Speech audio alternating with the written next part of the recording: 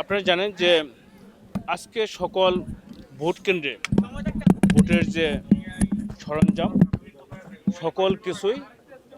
এখান থেকে সরবরাহ করা হচ্ছে এবং এই ভোটের সরঞ্জাম ভোটের সাথে সংশ্লিষ্ট যে সমস্ত কর্মকর্তা যে সমস্ত সদস্যবৃন্দ জড়িত সবাই যাতে নির্বিঘ্নে ভোট কেন্দ্রে যেতে পারে তার যে নিরাপত্তা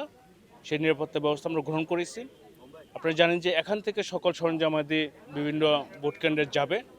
এবং আমাদের এখানে একটি কমান্ড সেন্টার গঠন করা হয়েছে। এখানে সকল সংস্থা এবং সকল বাহিনী যারা এই ত্রয়োদশ জাতীয় সংসদের সহিত সম্পৃক্ত তাদের নিয়ে গঠন করা হয়েছে। আমরা বিভিন্ন সংস্থার সদস্যবৃন্দ এখান থেকে সার্বক্ষণিক মনিটরিং করতেছি যাতে এই ভোটের সরঞ্জাম নির্বিঘ্নে নিরাপত্তার সহিত ভোট কেন্দ্রে যেতে পারে এবং তারা ওখানে পৌঁছে আগামীকাল যে ত্রয়োদশ জাতীয় সংসদ নির্বাচন অনুষ্ঠিত হতে যাচ্ছে যার জন্য আমরা সবাই অধীর আগ্রহে আছি এবং রাষ্ট্র মনে করছে যে এটি একটি